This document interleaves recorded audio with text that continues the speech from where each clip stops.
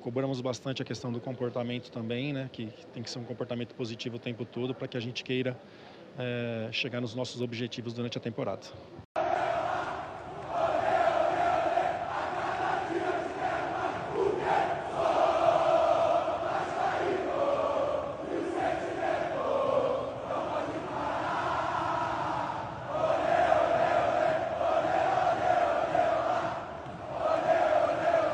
São histórias que se ligaram. Eu tive...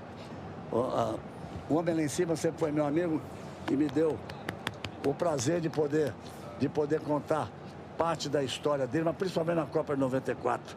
Logo no primeiro jogo que ele partiu, quando ele partiu que botou na frente, eu não sei, as coisas malucas vêm na minha cabeça, eu dizia, segura o baixinho que eu quero ver! Pegou. Pegou? Pegou. E ninguém segurava. Virei baixinho. Virou baixinho. Olha o cruzamento para a área, Rossi saiu, o Verratti já estava por lá, a sobra Mascarenhas, a bola batida, explodiu na trave. Como um clássico tem que ser, eu acredito que foi um jogo muito disputado, muito aberto. Nós tivemos oportunidades também de poder fazer o gol, de poder ganhar a partida. E eu estou lá para poder ajudar quando a equipe precisar. É para isso que eu trabalho, é para isso que eu me dedico todos os dias. Então eu fico feliz em poder ajudar. É claro que a gente queria a vitória, mas é um ponto que a gente não pode desperdiçar. Eu fico muito feliz pelo carinho da torcida. Desde que eu cheguei, sempre tive um carinho espetacular da torcida. Sempre me receberam, me deram um apoio. Então eu fico feliz em poder retribuir. A forma que eu posso retribuir é assim, trabalhando, ajudando a equipe nos jogos. Então eu fico feliz pelo carinho, pelo apoio e por poder ajudar. Quer mandar recado, Romário? Parabenizar aí o Léo Jardim e dizer que vai ser um dos meus próximos convidados lá na Romário TV. Falando que quer convidar você para Romário TV, um dos próximos convidados, e dando parabéns pela partida. Eu agradeço, é uma honra receber um elogio do Romário. O João Vitor é um jogador que eu que lancei ele no Corinthians em 2019, conheço bem. Ainda esse ano teve alguns altos e baixos, algumas decisões erradas. A gente tem cobrado para que ele erre menos, acerte mais, seja mais simples. Zagueirar, igual fala lá no interior de São Paulo, né? Tem hora que tem que dar uma zagueirada. Zagueiro bom é zagueiro que não toma gol, né? Não importa como. Então, muitas vezes quer sair jogando limpo e se perde. Enfim, em alguns momentos um bico também para zagueiro é legal. O Divan, né? Vencedor aqui, sendo assim. Mas aí a orientação nossa, passar toda a confiança, porque tem algumas virtudes que para zagueiro é muito importante, bola aérea defensiva, velocidade, alguns detalhes que a gente sabe que é muito importante para zagueiro.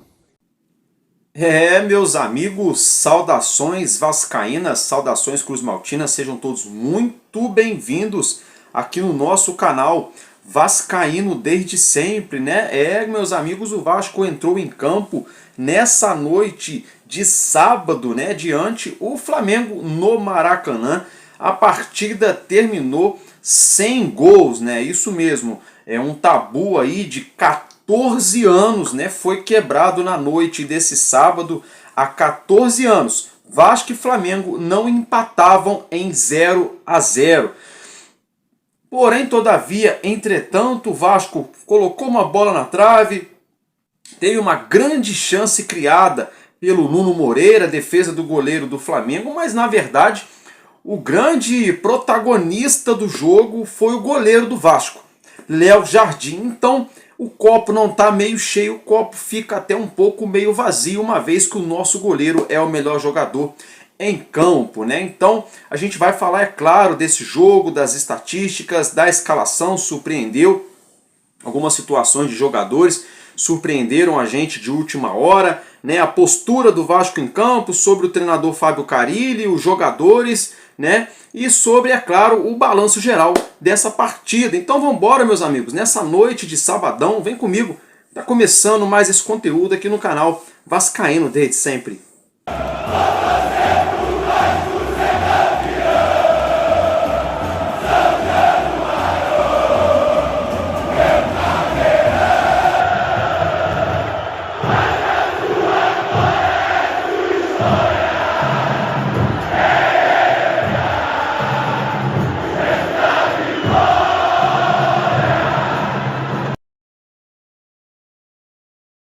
Bom, meus amigos, é isso aí, né? Então logo de cara eu já peço para você e dá essa força aqui para amigo de vocês, para mim.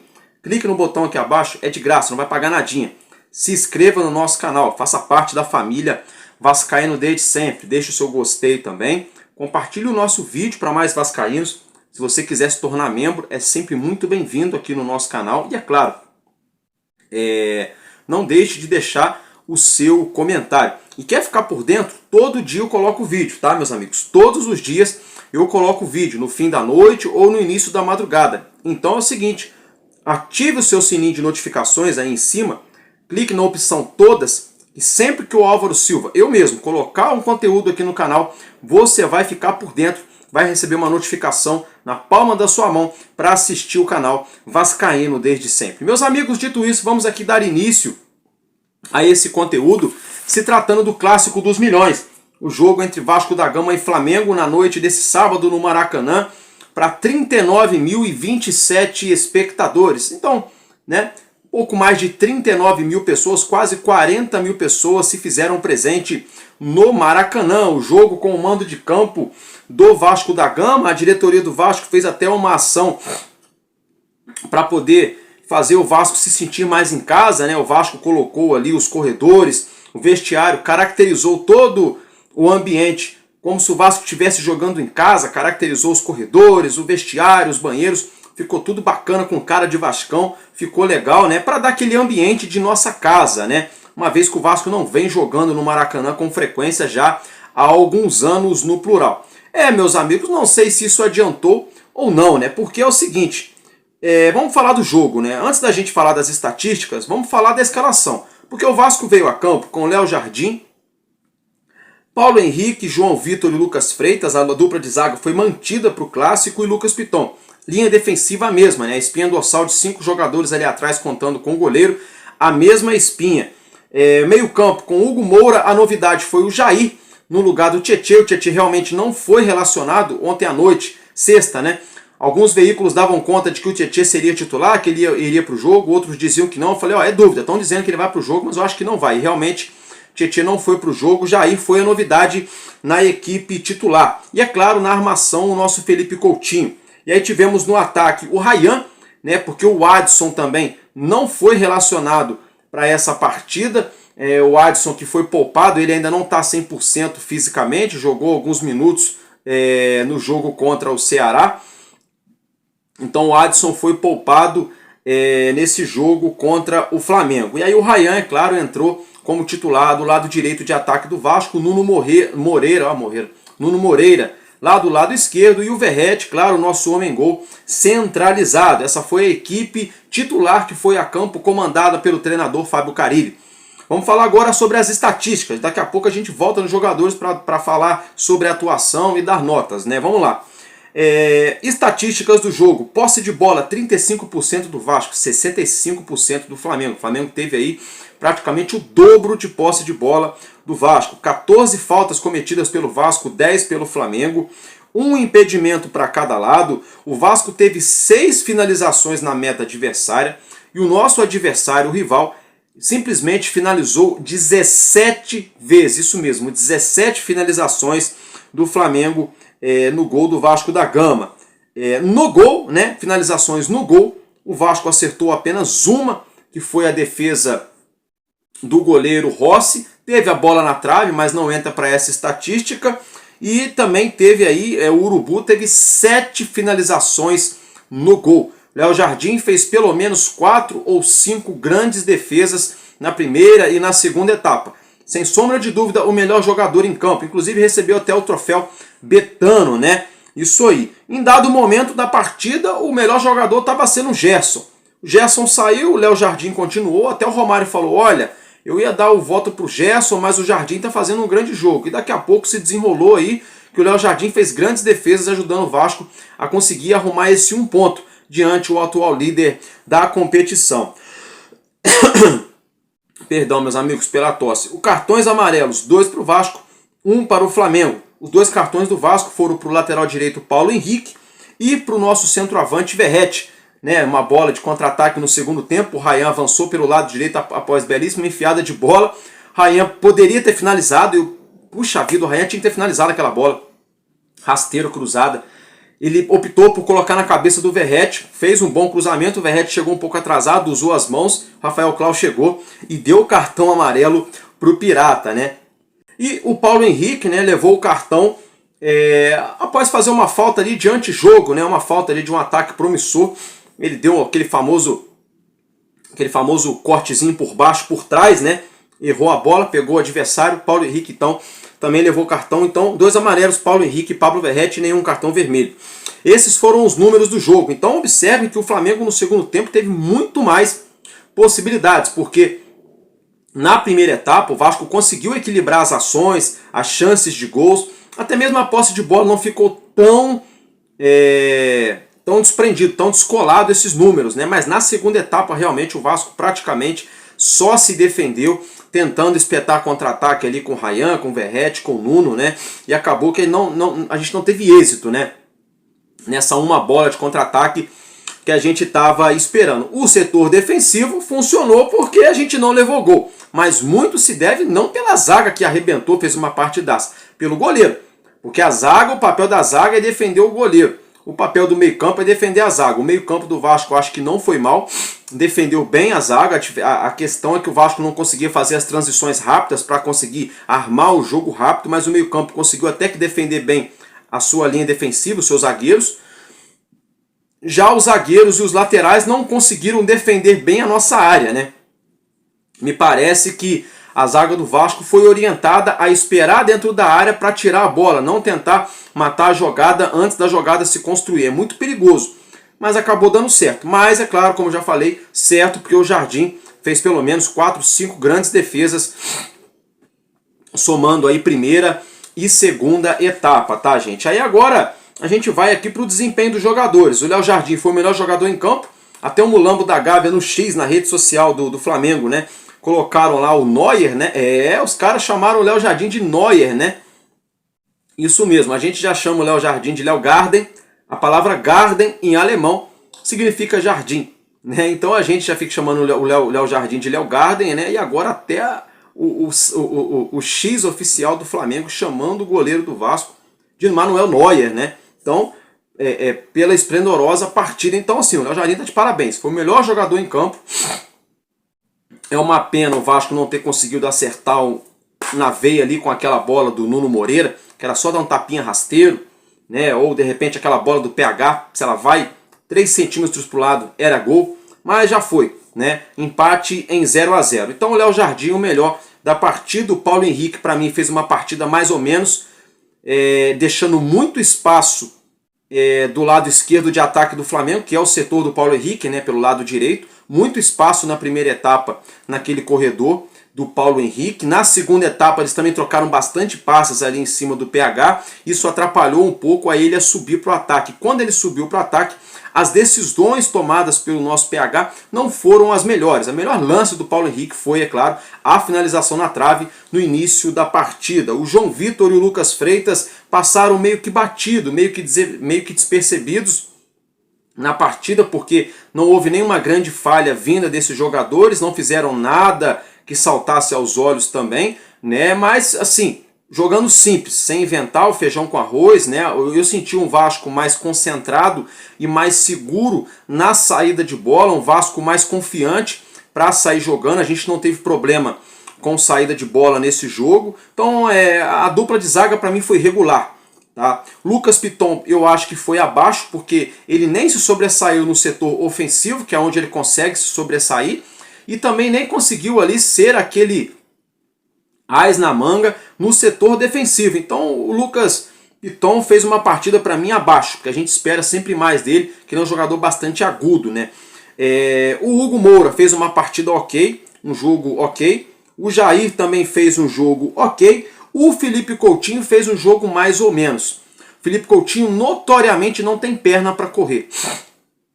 Notoriamente ele dá 1, 2 arranques, depois a perna já fica pesada, ele já fica para trás, já não acompanha a jogada. Depois de 5 minutos ele consegue dar outro arranque de novo. Então nota-se que o Felipe Coutinho até hoje lida com uma certa insegurança na parte muscular, não sei se é o joelho, né? Mas a gente observa que o físico do Coutinho não está 100%. E com a bola no pé, ele sempre ali com aquele negócio de esconder a bola, coisa e tal, consegue acertar um bom passe, mas não conseguiu muito. A marcação sempre dobrava, triplicava quando ele pegava a bola também. Não teve muito espaço, quando teve espaço não conseguiu desempenhar o seu melhor papel. Então o Felipe Coutinho para mim fez uma partida mais ou menos. O Ryan fez uma partida ok, tá? Eu só tenho uma ressalva que eu acho que o Ryan deveria voltar um pouco mais para ajudar para marcar, porque a gente vê nas grandes ligas europeias, Barcelona, Real Madrid, Bayern de Munique, os grandes times do mundo afora, os jogadores de lado de campo voltam para marcar. Até o Salah volta para marcar no Liverpool. E no Vasco eu não sei o que acontece, o Ryan não marca, né? Os pontas do Vasco não marcam, eles acham que são Romário, né? É complicado, mas o Ryan foi bem, com a bola no pé. Eu só acho que naquele lance que ele cruzou para o Verratti, ele tinha que ter finalizado. Quando ele entrou na área, dominou de frente para o Rossi, que ele resolveu cruzar para o Verratti, ele poderia ter batido ela rasteiro ali, de repente um biquinho nela, firme, né, de repente quebrava o goleiro, né? Enfim, agora já foi, mas o Ryan não foi mal também não. O Nuno Moreira foi muito bem, na minha visão, dos jogadores de linha. O Nuno Moreira foi um dos melhores do Vasco, dos jogadores de linha, né? Porque o melhor jogador do campo, do jogo em campo, até gaguejei, foi o Léo Jardim, né? Mas o Nuno Moreira foi bem. E o Verratti também foi bem, mas a bola não chegou muito para ele, como a gente está acostumado a ver chegar para ele fazer aquele clássico gol de cabeça. As substituições foram as seguintes. Saiu o Nuno Moreira para entrar o Garré. O Garré tentou 1 contra 1, um enfrentamento, mas não teve êxito. Não foi muito bem na partida. O Zuccarello pouco foi acionado no jogo quando entrou. O Zuccarello entrou no lugar do Ryan. O Alex Teixeira entrou no lugar do Coutinho. Ficou apagado no jogo também, o Alex Teixeira. O Paulinho Paula entrou no lugar do Jair. Quase não pegou na bola, né? E o Matheus Carvalho, que entrou no lugar do Hugo Moura, foi mais para marcar mesmo ali, né? Mais para evitar do Hugo Moura levar cartão ou acabar se lesionando no fim do jogo do que propriamente para tentar algum resultado. Então, esse é o panorama do time. O Vasco, para mim, não foi mal, mas também não foi bem. Tá? Por quê? Porque o Vasco, no primeiro 7, 8 minutos de jogo, o Flamengo deu aquela blitz, aquele início ali tentando sufocar o Vasco, né? Tomando as atitudes nas ações de ataque. O Flamengo chegou logo no primeiro minuto de jogo, conseguiu chegar no lado esquerdo, dando trabalho para a defesa do Vasco. Depois chegou pelo lado direito, alçando bastante bolas na área, né? Muita jogada ensaiada do Flamengo nos escanteios ali, ao invés de bater direto, abrindo para o Gerson para depois colocar ali ou para o Pulgar, né? Ou para o Varela. Senti um Flamengo ali muito receioso na bola aérea do Vasco, né? Estudando bastante a bola aérea do Vasco, mas também não tiveram êxito. E aí o seguinte, o Vasco, né? Depois desse primeiro abafo aí do Flamengo no início do jogo, o Vasco foi para cima, o Vasco foi para o jogo, né? Buscou o jogo, jogou ali, na minha opinião, uns 15 minutos ali legais contra o Flamengo no primeiro tempo, né? Uns 15 minutos ali legais, que foi uma trocação até que bacana. A gente teve a boa trama pelo lado direito, bola colocada na área, o goleiro Rossi saiu, deu um soco nela, a bola sobrou novamente, né? O PH nem pensou, nem respirou, deu o famoso pombo sem asa, né? Deu-lhe aquele míssel que eu falo para vocês, se ela pega, era um golaço, mas infelizmente a bola, por centímetros, né?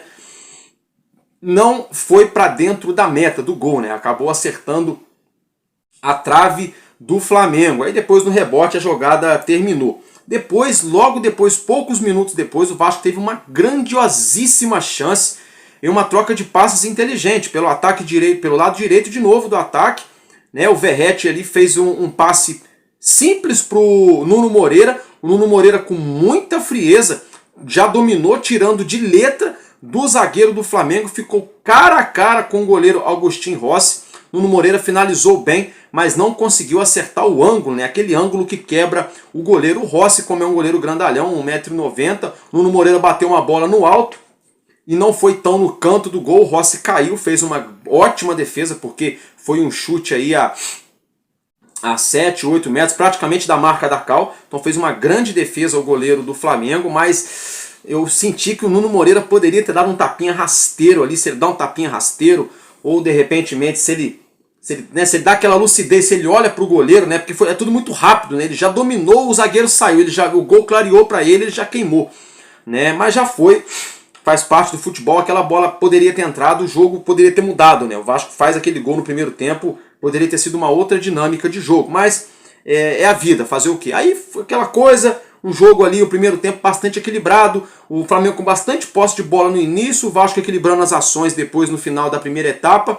Terminou um primeiro tempo bem parelho. Os comentaristas, todo mundo imaginando que no segundo tempo sairiam gols no plural para os dois lados, né? Porque estavam os dois times buscando o jogo. É claro, cada um dentro da sua situação. O Vasco entendendo a sua limitação, se defendendo para sair na boa, e o Flamengo rodando bola, rodando jogo, buscando troca de passe, ora pela direita, ora pela esquerda, ora pelo meio, ora com jogada aérea, ora com jogada individual, com triangulação, e o Vasco se defendendo, saindo, tentando fazer uma transição rápida, tentando fazer um jogo de poucos toques para chegar no ataque. Veio a segunda etapa, eu confesso que eu imaginei que o Vasco iria ter no segundo tempo mais alguns lances perigosos, mas na verdade não, né? O único lance, grande lance mesmo do Vasco ali foi essa questão do Ryan, que não valeu, porque o Verratti acabou colocando a mão na bola, né? Porque aí na segunda etapa, gente, o Vasco ficou praticamente o segundo tempo inteiro, né? Lá atrás, se defendendo na famosa retranca mesmo, né? O Vasco ficou ali praticamente toda a segunda etapa na defesa, né? Esperando o contra-ataque. Aí o Flamengo rodando bola de um lado, rodando bola do outro, a defesa do Vasco tirando, e o Léo Jardim empilhando defesas, né? Entrou o centroavante Pedro, fez uma cabeçada sensacional no contrapé do Léo ali no primeiro pau, defesaça do Léo Jardim, depois um outro chute cruzado também pelo lado direito, grande defesa do Léo Jardim, depois no finzinho, já praticamente já nos acréscimos, outra ótima defesa do Léo Jardim. Então o goleiro do Vasco aí ganhou o protagonismo, né? A gente que vinha reclamando muito dele, algumas atitudes dele dentro e fora de campo, né? Dentro de campo, por não vir jogando tão bem, muita reclamação, muito mimimi, e fora de campo reclamação aí do tratamento dele para com alguns torcedores. Então a gente vinha reclamando dessa postura do Léo Jardim. Deu a volta por cima e na hora exata, né? Na hora certa contra o nosso arquirrival, porque olha, se o Léo Jardim não faz essas defesas, o Vasco teria perdido de 2-3-0 tranquilamente do Urubu, tá? Tranquilamente. Foram duas ótimas defesas no primeiro tempo do Léo Jardim, mais 3 ótimas defesas na segunda etapa e um segundo tempo do Vasco totalmente reativo, totalmente de contra-ataque. Eu só quero entender o que o Alex Teixeira está fazendo no Vasco. O cara entrar faltando 5 minutos para acabar e não consegue dominar uma bola, não consegue dar uma arrancada, não acerta um drible, eu não estou entendendo. Não estou entendendo. Eu quero entender também o porquê que o Adson não foi nem pro banco. Ele treinou a semana inteira, jogou contra o Ceará, entrou bem no jogo, né, e não ficou nem no banco. O Ryan até que jogou legal, até que sim, mas falta repertório. Os caras da transmissão debocharam do Vasco. Ah, porque o Flamengo troca 1, troca 2, troca 3 peças e o jogo continua em alta voltagem. O Vasco é isso aí, o Vasco, o Carille não tem muito para onde correr. E é verdade, né, porque se o Carille tira o Coutinho, o Payet não estava no banco. Se sai o Verratti, quem vai ser o centroavante do Vasco? Aí tirou o Nuno, teve que colocar o Garré, que já não entrou bem. E se tira o Ryan, quem colocaria? Porque o Adson não estava no banco, né? E o Lloyd Augusto, a gente já sabe que até hoje não conseguiu jogar bola no Vasco. Então, tá muito nítido, o que falta para o Vasco são jogadores, são peças.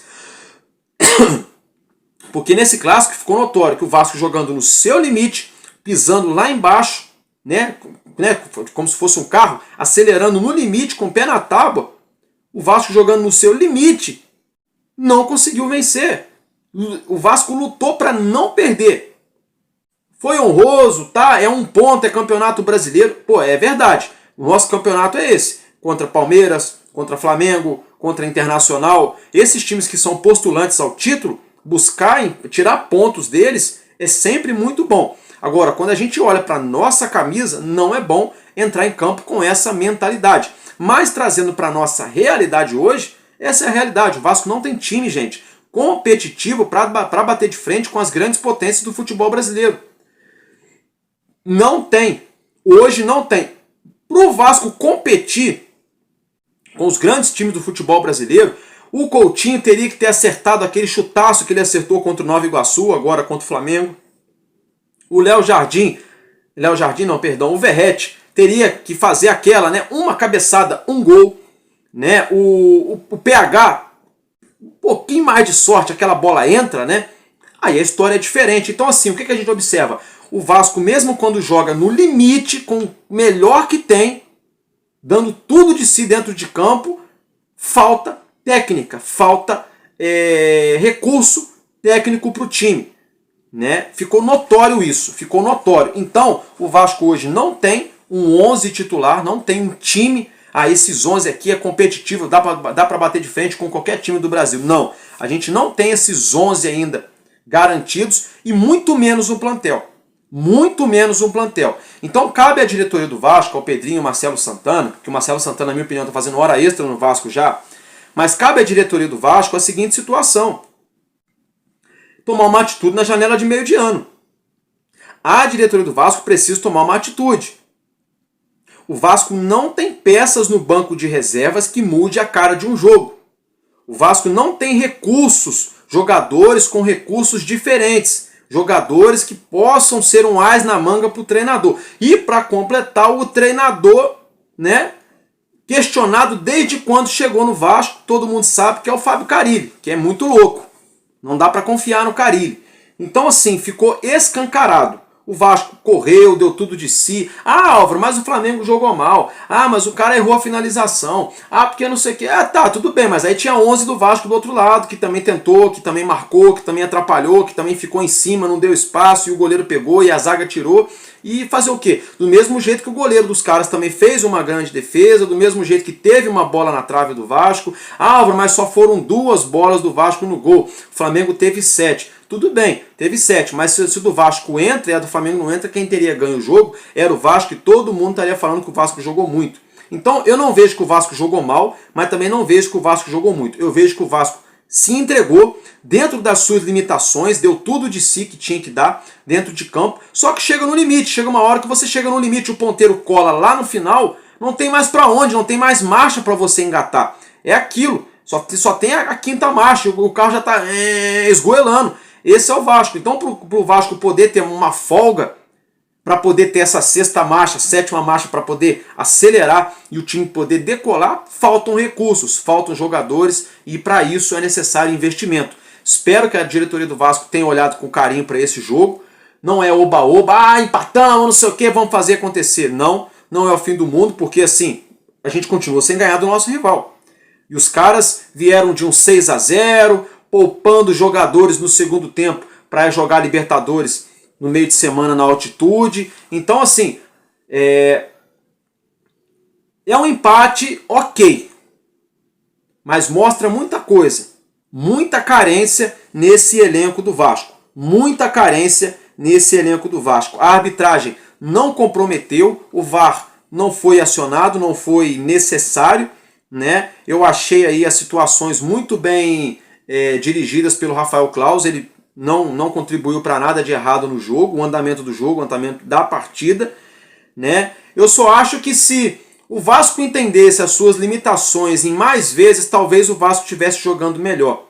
Porque o Vasco foi jogar de saltinho alto, achando que era o Real Madrid contra o Ceará, e tomou uma peia lá no Castelão.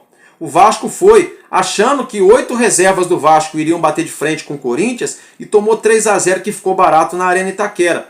Então eu acho que quando o Vasco entende a sua limitação, fala, a gente não é um timaço, não somos galácticos, a zaga não é melhor, o meio campo não é isso tudo, e o ataque não é um ataque de Real Madrid. Então assim, vamos dar uma baixadinha na bola, vamos segurar a onda, vamos marcar aqui atrás, vamos sair na boa, vamos tentar na transição rápida, vamos tentar ali na troca de passes com o Coutinho, ou na bola na área pro Verratti. Eu acho que é meio que assim, vai ter jogo, torcedor, que vai ter que ser assim, vai ter que ser no entendimento, entender a limitação e jogar de acordo com o que o recurso hoje oferece. E os recursos são quem? São os jogadores. Então o que os jogadores oferecem hoje é esse estilo de jogo, não tem muito para onde fugir. Não tem como você falar hoje para o Vasco propor o jogo contra um Flamengo os 2 tempos do jogo. Pode até tentar propor o jogo 15, 20 minutos, depois a intensidade física baixa.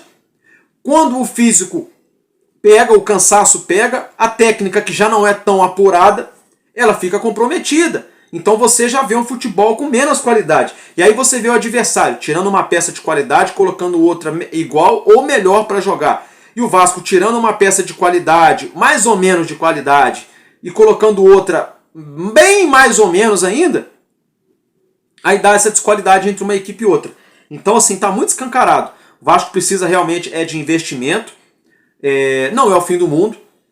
Campeonato Brasileiro é isso, 1 ponto somado. O ruim é que esse 1 ponto somado consta como se fosse em casa, né? Porque foi no Rio, mando de campo do Vasco. Né? É clássico, é contra o Flamengo, mas o ideal para Campeonato Brasileiro seria vencer. Né? Seria vencer. Por outro lado, isso serve para dar uma moral para o time para o jogo contra o Lanús. Né? O time vai aí com aquela moral para cima do Lanús, porque ele não perdeu para o arquirrival, a confiança fica ali, né, meio que intacta. Né? O goleirão chega grandão para o jogo, o Léo Jardim. A dupla de zaga parece que deve chegar um pouco mais confiante, porque não sofreram gol diante o Urubu. E um ataque com sede, né? Porque o ataque do Vasco não teve êxito, não conseguiu chegar a balançar as redes. Né? Então eu acho que tem os ingredientes que o Vasco precisa para conseguir os 3 pontos na Sul-Americana diante o Lanús, nessa semana que vem em São Januário. Mas mais uma vez, para o Campeonato Brasileiro, para a Sul-Americana, para a Copa do Brasil, para a sequência da temporada, o Vasco vai ter que fazer contratações pontuais. Não adianta trazer pacotão, 4, 5, 6 jogadores que ninguém conhece que não vão resolver. Tá? Também não adianta trazer medalhão que não joga. A questão é, o Vasco vai ter que dispensar caras como Jean Davi, como Souza, como Alex Teixeira, etc. Jogadores desse nível vão ter que ser dispensados, emprestados. Não sei o que vai fazer, se vai ter rescisão, se vai vender, se vai emprestar. O Vasco vai ter que fazer alguma coisa para tirar esses jogadores do plantel e trazer um grande meio-campista, um excelente meio-campista, para a gente ter mais peças de reposição. Tá? O Vasco vai ter que trazer gente para o ataque. O Vasco tem que trazer alguém para o ataque, um outro homem de área, algum outro meia atacante, ou um extremo, um ponta direita ou um ponta esquerda. Mais um, não, pra gente ter repertório, porque o Adson joga de meia, joga de ponta, o Garré joga mais de meia do que de ponta. Então a gente precisa realmente de reforço, tá? Realmente de reforço. O Carille falou que o Vasco entrou com sangue doce contra o Ceará, e é verdade. Entrou de saltinho alto, entrou de corpo mole. Contra o Ceará o Vasco entrou de sangue doce, né, e se deu mal. E contra o Flamengo não entrou com sangue fervendo também não, borbulhando não. Só que o Vasco não errou contra o Flamengo. Errou muito menos contra o Flamengo. A defesa, os laterais, o goleiro, o Léo Jardim, o time no geral, não tivemos grandes falhas individuais contra o Flamengo. E já contra o Ceará, a defesa do Vasco entregou a paçoca. Né? Então assim, o que pega no Vasco é isso. O Vasco tem que jogar todo o jogo no limite, torcendo para não dar nada errado. E aí depois pensar em ganhar um jogo. É por isso que eu estou falando que precisa de contratação. Tá, meus amigos? Então basicamente é isso que a gente tinha para falar para vocês. O seu Galvão Bueno falou que o Nuno Moreira faltou respeito com a jornalista no intervalo. Ele falou, né? A jornalista totalmente tendenciosa, falando que não deu certo. Ele falou assim, mas como não deu certo? Né? O Vasco teve duas grandes chances de fazer gol na primeira etapa. O goleiro dos caras salvou, teve bola na trave. 0-0 no primeiro tempo. Como é que o jogo do Vasco não deu certo no primeiro tempo? Deu, claro. Né? Claro que a gente queria ter ganho o jogo, queria ter virado o primeiro tempo ganhando. Enfim, mas não deu errado também. Né? Aí o Nuno deu a resposta, o Galvão Bueno ficou dodói, falou que o Nuno deveria ter sido mais educado. Diga-se de passagem que essa transmissão da Amazon Prime Video é horrorosa, né? A transmissão da Amazon é horrorosa. O lance foi com o Nuno Moreira da finalização, o Galvão Bueno narrando que era o Verrete. Verrete grandão, louro, o Nuno Moreira baixinho, moreno, cabelo preto. Né? O Galvão Bueno ali errando o nome na narração. O Romário, gostei dele, cara. O Romário bem alegre, bem tranquilão. Poucas palavras, mas assim, sem polemizar nada, sendo sempre direto e reto. Gostei do baixinho, do craque Romário comentando o jogo. Agora a narração do Galvão Bueno não dá, gente. Não dá. Não tem condições, não tem. Porque chega da nojo. Eles estavam quase dando já a vitória para o Flamengo durante o jogo inteiro, entendeu? À medida que o gol não foi saindo, a gente via que eles estavam ficando frustrados, né? Então, para ser bem sincero, não tem condições de acompanhar o jogo na Amazon Prime. A gente tem que assistir porque era o único canal transmitindo, né, gente? Então, basicamente, meus amigos, é isso, tá? Tem muito o que falar para vocês não, de ficar dando volta e enxugando gelo aqui não. Vasco 0-0, Vasco aí momentaneamente na 8ª posição do campeonato brasileiro, né? Somando aí seus 7 pontos, né? O Vasco que tem, então, encontrou seu primeiro empate na competição, né? Porque o Vasco tem 2 vitórias, 2 derrotas, agora o primeiro empate diante do Flamengo no Maracanã em 0-0. Tô ficando por aqui, um abraço no coração de cada um de vocês, um beijo para todos vocês aí, que Deus abençoe. e até esse domingão, né? Até a noite desse domingão, domingo de Páscoa, né? Uma feliz Páscoa para todos nós, que Deus abençoe as nossas vidas, tudo de bom para cada um de vocês, e a gente se vê nesse domingo. E tamo junto, porque enquanto houver um coração infantil, o nosso Vasco da Gama será imortal. Vascaíno desde sempre, valeu e valeu, Vasco!